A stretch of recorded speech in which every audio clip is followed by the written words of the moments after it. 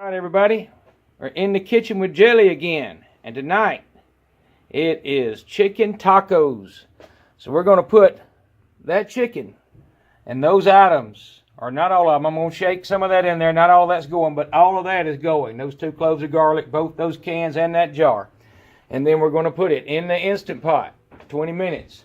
Other than that, right there's what's next. That'll be served with it. But anyhow, I'll be right back. Okay, as I said, this is going to be it's going to be quick and simple, whether I said it or not. Right there is all 6 pieces of that boneless, skinless chicken breast.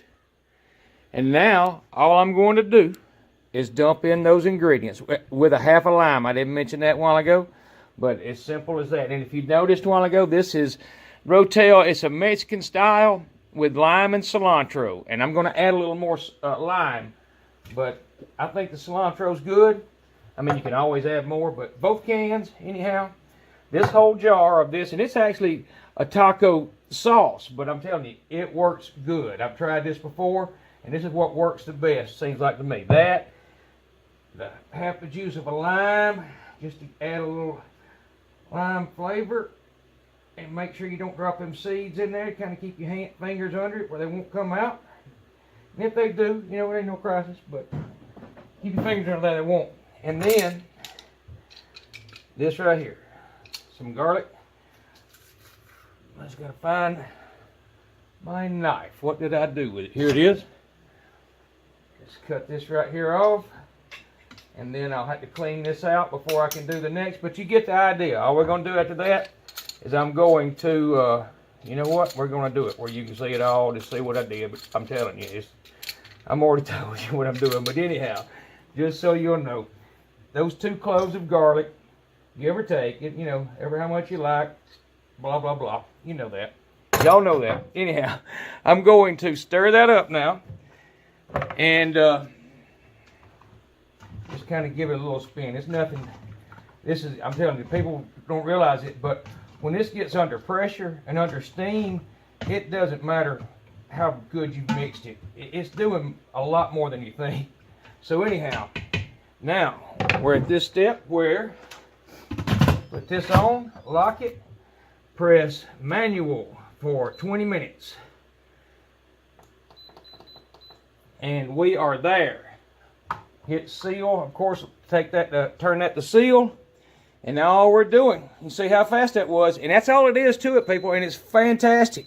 But in about probably 30 minutes, because it'll take a minute for that to come up to pressure, 30, 35 minutes, we will pull that out, shred it up, and we'll see how good it is. I promise you, it's going to be good, though. We'll be right back.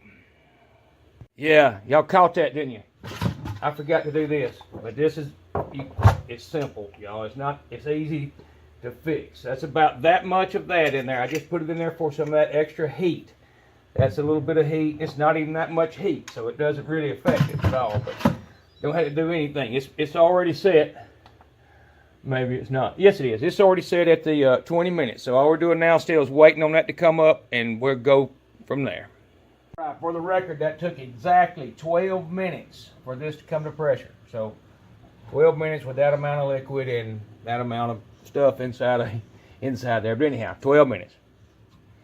Okay, our 20 minutes are up, and for those of you that are keeping up, that is 20 minutes, 12 minutes, so we're at 32, probably around 3 minutes to get everything, dump everything in that bucket, so we're at 35 minutes. So now we're going to add the time it takes to bleed down on a quick release, and then we'll go from there.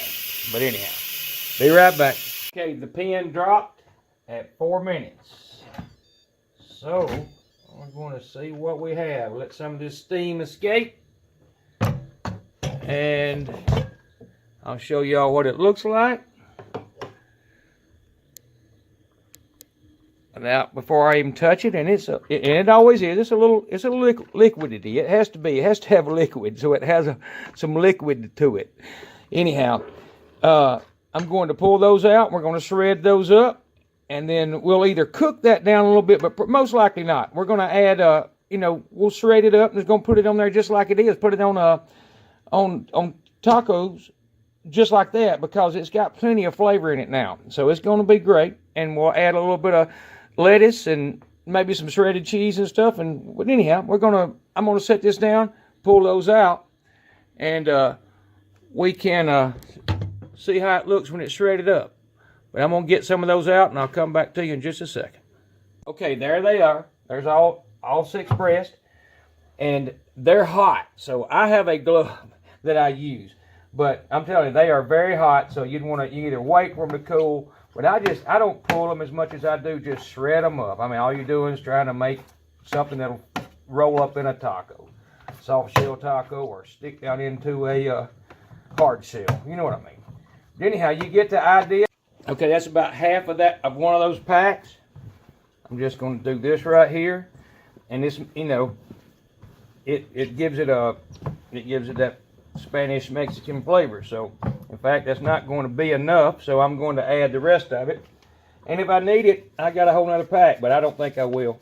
This right here will be fine. I may set it once this is mixed, and I'm going to taste and see how it does, and go from there. But anyhow, I'll be right back.